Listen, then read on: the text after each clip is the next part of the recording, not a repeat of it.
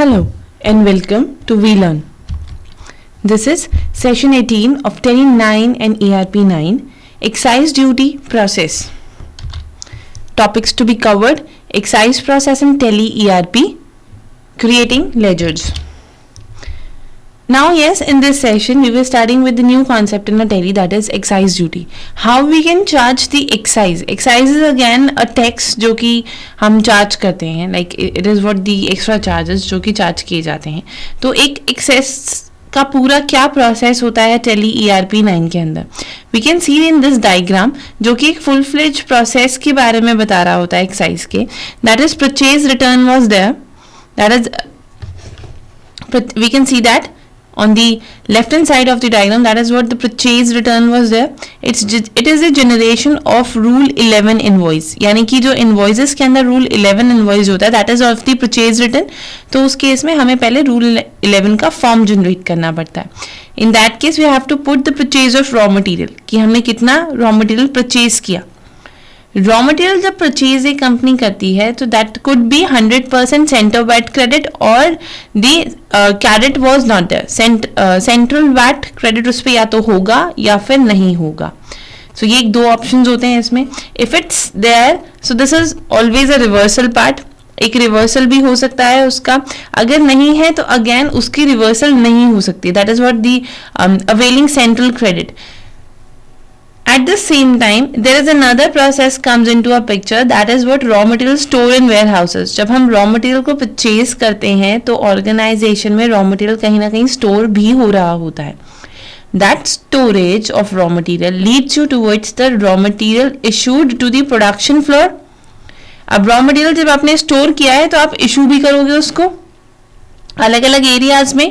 So that comes into stock journal, क्योंकि हम एक stock में जर्नल भी प्रिपेयर कर रहे होते हैं जहां पर हम लोग सारे स्टॉक मेंटेनेंस दे रहे होते हैं. कितना स्टॉक है, कितना स्टॉक बाहर पास ऑन हुआ है दूसरे डिपार्टमेंट्स में, कितना डिस्ट्रीब्यूट हुआ है. That all comes into stock journal. Then finish good was manufactured. In that case that is what the manufacture journal was created in that case. उसके बाद जब एक फिनिश गुड मैन्युफैक्चर हो जाता है तो सेल्स भी अकर होती हैं. तो उसके लिए आपको एक सेल्स वाउचर बनाना पड़ता है. But in that case yes, rule 11 exempt and special rate would be there. Then अगर एक सेल्स अकर होती है और सेल्स वाउचर बनता है तो लगती है एक्साइज ड्यूटी पेबल, क्योंकि आप जब अवेलेबल करवा रहे तो उसमें आप एक्साइज ड्यूटी भी पे करोगे. एक्साइज ड्यूटी अवेलेबल के अंदर आपको यहाँ पे बताना है adjustment of centre wide credit against the excise duty और नॉट, यानी कि आप एक्साइज ड्यूटी के अंदर इसको पेबल करोगे कि नहीं करोगे. और you probably generate the GAR7 form. ठीक है. So that is what the simplest process जो कि एक ऑर्गेनाइजेशन करती है जब वो किसी भी तरीके के एक्साइज प्रोसेस में आती है. क्योंकि यहाँ से हम देख रहे हैं जब हम लोग ये डिसाइड करते हैं कि whether we have to charge a VAT और नॉट, सो इसका डायरेक्ट इफेक्ट आता है to decide on the VAT credit, CENVAT credit. Then its effect again adjustment of CENVAT. आप कहीं ना कहीं आप उस सेंट्रल वैट क्रेडिट को एडजस्ट कर रहे होते हो एक्साइज ड्यूटी के साथ. So that is what the overall transaction जो कि एक ऑर्गेनाइजेशन में अकर होती है to given up the picture of the excise process. Now enabling the excise in the tele.erp. अब किस तरीके से हमारी एक्साइज जो है टेली ERP में काम करती है. That is what, सबसे पहले जब हम लोग एक कंपनी की एडिटिंग में जाते हैं, एडिटिंग में स्टैट्यूटरी एंड टैक्सेशंस में जाके we have to put that enable excise, यानी कि set alter the excise detail, उन दोनों को येस करना है. तो हम इस पूरी पिक्चर को येस करेंगे. Then after putting that yes आपको एक एक्साइज रजिस्ट्रेशन डिटेल्स देनी पड़ेंगी. यानी ऑब्वियसली अगर आप एक चार्ज कर रहे हो तो उसके लिए आपको डिटेल्स देनी पड़ेंगी. डिटेल में सबसे पहला होता है रजिस्ट्रेशन टाइप. आप किस तरीके के टाइप में है, दैट इज मैन्युफैक्चरर और डीलर. आपने चूज किया मैन्युफैक्चरर तो एड्रेस दोगे अपनी कंपनी का, and then your pin code, and then your telephone number. Then यहां पर आपको देनी होती है एक्साइज डिटेल. यहां पर आपने अपनी रजिस्ट्रेशन डिटेल दी थी, यहां पर आप देंगे excise detail. Unit mailing number, किस नाम से आप वर्किंग करेंगे. एक्साइज रजिस्ट्रेशन ECC नंबर जो कि हमने पिछले सेशन में पढ़ा था. ECC नंबर जो पूरा जनरेट होता है that is what the alpha numerical. So जिसमें डीलर्स के लिए और मैन्युफैक्चरर के लिए XD और XM किया था. अब हमने मैन्युफैक्चरर के लिए हाँ किया था तो वी राइट XM हेयर. हम लोग यहाँ देख सकते हैं इसके नंबर में एक XM की डिजिट है. So that comes into the excise registration number. Date of registration लिखेंगे, किस टाइप का मैन्युफैक्चर है, रेगुलर टाइप का मैन्युफैक्चर है या स्मॉल स्केल इंडस्ट्री का मैन्युफैक्चर है. Then that is what you have to put the excise book number. आपका जो भी एक्साइज बुक नंबर इशू होता है, हमें एक्साइज बुक इशू करवानी पड़ती है उसके लिए, तो जो भी एक नंबर होता है वो यहाँ पे नंबर एंटर किया जाता है. And then finally that whole details covered up in that sense. जब आप ये पूरी डिटेल दे देते हो एंड उसमें पूरी एक इंफॉर्मेशन एक्साइज से रिलेटेड अवेलेबल हो जाती है, दिस विंडो इज एक्चुअली अगर that is what the serial number alterations. आपको अपना नेम देना है. You enter the invoice book name allowed by the commissioner of the central excise of the unit. यहाँ पर आपको वो पूरा बुक नंबर डालना है जो आपको इशू हुआ होता है सेंट्रल एक्साइज से, जिसके लिए रूल 11 के अकॉर्डिंगली हमें उसके लिए अप्लाई करना पड़ता है. So that comes into method of numbering, prevent the duplication, starting number, width of numerical part, pre-fill of zeros. ये सारी डिटेलिंग्स होती हैं जो हमें देनी पड़ती है, बट हम सबसे पहले देखेंगे what exactly the numbers come. Suppose the number is what ABC rule 11 book 1 0809. अब now what it actually denotes. ABC is what the company name. जो ABC होता है वो कंपनी का नाम होता है. यहाँ पर ये कंपनी का नाम आपको सबसे पहले लिखना है. स्लैश करके रूल 11, यानी कि आपको वो इनवॉइस का बुक नंबर लिखना है जो कि आपको इशू की गई है. That is what denotes the invoice book is maintained as per the rule 11 of central excise rule 2002. So that comes into the rule 11. Then book 1, standard of book number which is allowed for the current financial year. आपका जो भी book 1 है, book 2 है, आपको उसका number देना है, book number यहाँ पर देना है. And then denotes the financial year. अब यहां पर आपको क्या बताना है, फाइनेंशियल ईयर बताना है कि किस ईयर की ये बुक है.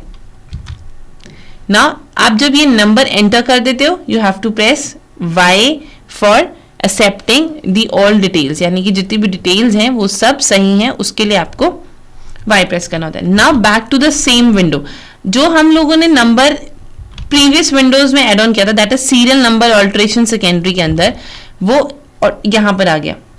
That is automatically comes here, right? Now you have to enter all the details again. That is what electricity name of, that is range क्या है, divisions क्या है, commissionate क्या है, ये सारी details को fulfill करने के बाद you just press Y for accepting all the details कि ये जितनी भी details हैं ये सब सही हैं. Now second thing, जब आपने enable excise को yes किया था, तो next आपको enable करना है VAT को. That means you have to say yes for the VAT also. आपको यहाँ पे अपनी सारी VAT से रिलेटेड इन्फॉर्मेशन देनी है. Then this picture was come in. आपको अपना स्टेट बताना है, डीलर टाइप ऑफ डीलर बताना है और रेगुलर वैट एप्लीकेशन फॉर्म बताना है, यानी कि आप किस ड्यूरेशन से उसे रेगुलेट करना शुरू कर रहे हैं. So this all details are filled automatically. आप जब अपनी ये डिटेल फिल करते हो, तो जब हमने इससे प्रीवियसली जब वैट की ट्रांजैक्शंस की थी उसमें हम सारी डिटेलिंग्स देते थे, सो ऑटोमेटिकली ये सारी इंफॉर्मेशन यहाँ पर ले ली जाती है. तो देन वी स्ट्रेट अवे से Y for accepting it. Now ये था जहां पर हम लोग सिर्फ अपने एक्साइज को और वैट को यस कर रहे थे. We just putting yes for that. हम लोगों ने सारी इंफॉर्मेशन इसके अंदर डाली और इंफॉर्मेशन को हम लोगों ने we said Y for that की information is very much right. Now the working of excise. Working of excise के लिए सबसे पहले होता है लेजर क्रिएट करना. आपको सारे ट्रांजैक्शंस पहले करके दिखानी होंगी, बिकॉज आपको अगर किसी भी तरीके के वैट चार्जेस लेने हैं या आपको किसी भी तरीके की एक्साइज चार्जेस लेने हैं, तो उस केस में यस किसी तरीके की परचेज और सेल्स की ट्रांजैक्शंस होंगी तभी उस पर वो अकर होगा. तो उस केस में आपको सबसे पहले क्या करना होगा, you have to create a ledgers. So one by one we were creating a ledger, जिसमें सबसे पहले हम लेजर क्रिएट करेंगे सप्लायर लेजर का.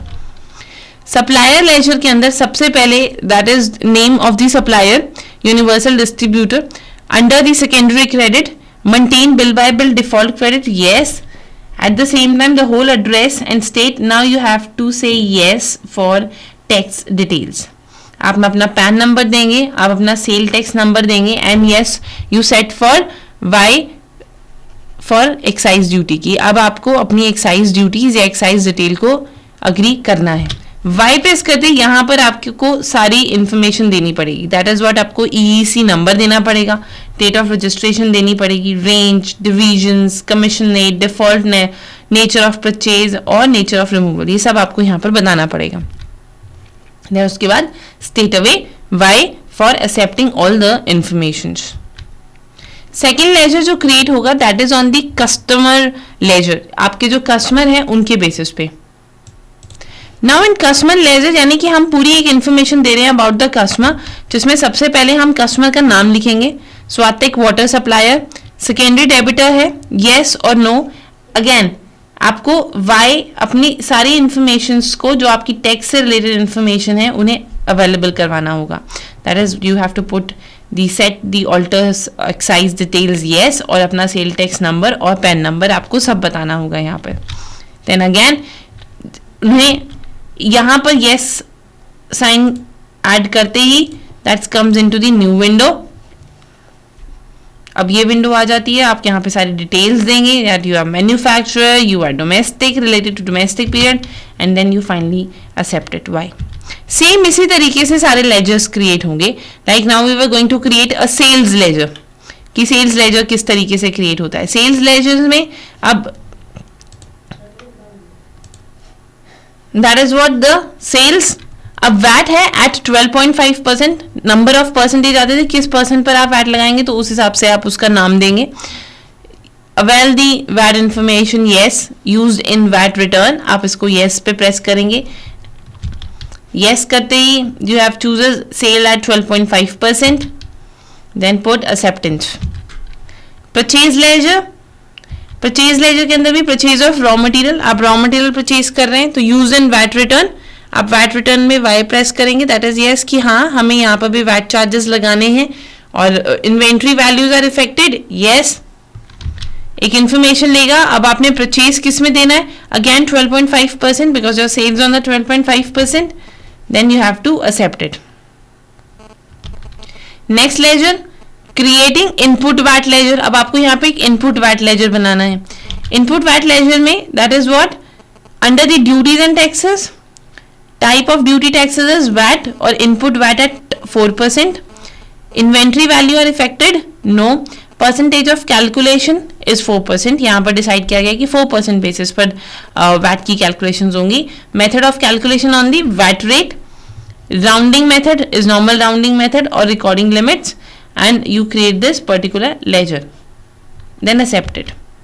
Next is creating output VAT ledger, यानी कि हम किसी भी तरीके की आउटपुट कर रहे हैं। अब सेल्स कर रहे थे तो इनपुट हम that is what purchasing is what the input kind of thing, तो इनपुट लेजर हो गया। अब now sales is to output VAT, तो आउटपुट वैट के अंदर it is at the rate of 12.5%।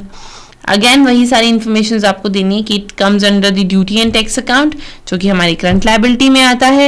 ये वैट होती है हमारी output VAT at 12.5%। Inventory values are affected, no. Percentage of calculation is 12.50%। Method of calculation on the VAT rate, and you have to accept this figure. Seventh is what creating a basic excise duty ledger. अब यहां पर आपको एक basic excise duty लगानी है। This comes into basic excise duty at the rate of 10% under duty and taxes account. Duty type of duty taxes is excise, excise accounting code, duty head basic excise duty. Inventory value affected, no, you have to put no, then percentage of calculation is 10%. method of calculation on the excisable value, मतलब आपको यहाँ पर excisable value पर ये tax लगाना है। then you have to accept this y. then creating ledger, creating ledger में next हुआ creating educational case ledger, यानी कि आपको educational tax अगर कोई भी लगाना है तो उस पर ledger जो है पूरा प्रिपेयर करना पड़ेगा। Again the same education case at 2%। सारी इंफॉर्मेशन यहाँ पर आप डालेंगे, इसकी calculation on the total excise duty होगी, और ड्यूटी हेड क्या होगा, education tax. Rest will be the same, आपको यहाँ पे परसेंटेज देनी होगी एट अकॉर्डिंग टू दी 2%, तो आपको यहाँ पे 2% की इंफॉर्मेशन डालनी होगी, एंड इंफॉर्मेशन को पुट डाउन करते you have to press Y. Secondary and higher education भी पर भी एक लेजर क्रिएट अप होगा, that is what again secondary and higher education. Same है, आप इस पे 1% दे रहे हैं और टोटल एक्साइज ड्यूटी, जैसे ये टोटल एक्साइज ड्यूटी पे कैलकुलेट हो रहा था, ये भी टोटल एक्साइज ड्यूटी पे कैलकुलेट होगा. This is what the secondary and higher education case. This is what the 9th we were actually creating the secondary and higher education change ledger. अब so secondary, creating a secondary and higher education change ledger तक हमने बनाया था. Next is what? On the basic excise duty canvas ledger. अब हम लोग basic excise duty canvas ledger पर बनाएंगे इसका ledger. तो that is what basic excise duty canvas at 16%. This is comes into current assets. इससे पहले टैक्स से रिलेटेड ट्रांजैक्शंस हम सारी लायबिलिटी, करंट लायबिलिटी में कर रहे थे. That comes into current assets. Duty of type is central VAT. Basic excise duty, inventory value are affected, no. Percentage of calculation कितनी दी है? 16%. तो you have to add 16%. Method क्या होगा? एक्साइजेबल मेथड पर ये काम करेगा. Then it is accepted by Y. Second is education change CENVAT ledger. ये बेसिक एक्साइज ड्यूटी पे बनाया था, ये एजुकेशन टैक्स पर बनाएंगे. So again creating educational case central VAT at 2%. तो ये सारी इंफॉर्मेशन यहाँ पर आप दे देंगे and you press Y for that. Then other is again secondary and higher education cess CENVAT ledger. Again अब आपने इस पे बनाया 1% calculation on the total VAT. अब ये सब करंट असेट्स में बना रहे हैं. जहां इससे पहले ट्रांजैक्शंस हम करंट लायबिलिटी में कर रहे थे, अब यहां पर हम करंट असेट्स में कर रहे हैं. Then another is expense ledger. Expense ledger is what? Packing charges. And expense ledger का आप काउंट ऐसे बनेगा, पैकिंग चार्जेस, क्योंकि एक एक्सपेंस है पैकेजिंग चार्जेस, तो हमने पैकेजिंग चार्जेस उसका नाम दिया. इनडायरेक्ट एक्सपेंसेस में हमने ले लिया, इन्वेंट्री पर इफेक्ट नहीं आएगा. एंड यस, स्टैट्यूटरी इन्फॉर्मेशन में हम सबसे पहले लिखेंगे वाई, कि हाँ यूज ऑफ असेसिबल वैल्यू हमें करना है. और मेथड क्या होगा? बेसिक बेसिस ऑन क्वांटिटी और ऑन वैल्यू. हम लिखेंगे ऑन वैल्यू बेसिस. हाँ, क्वांटिटी बेसिस पर भी कैलकुलेट हो सकता है ये, but that was comes into on a value basis.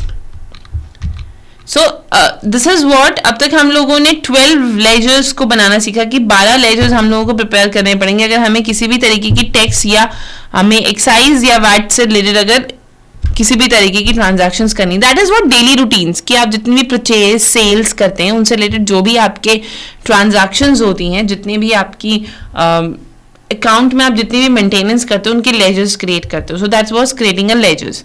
So now there are few questions. That is first is what? How is input and output VAT ledger is created. Input और output VAT ledger कैसे create होता है? That is very simple. वो ledger creation हमने सीख ली है. Then what is excise process in Tele ERP9? Tele ERP9 के अंदर excise process क्या है? That is the first slide which we actually go through with it, कि पूरा एक excise का process होता क्या है. तो वो excise process के बारे में आपको बताना है. So this is all about for the today's session. We are winding up here. Thank you so much. Happy learning. We learn.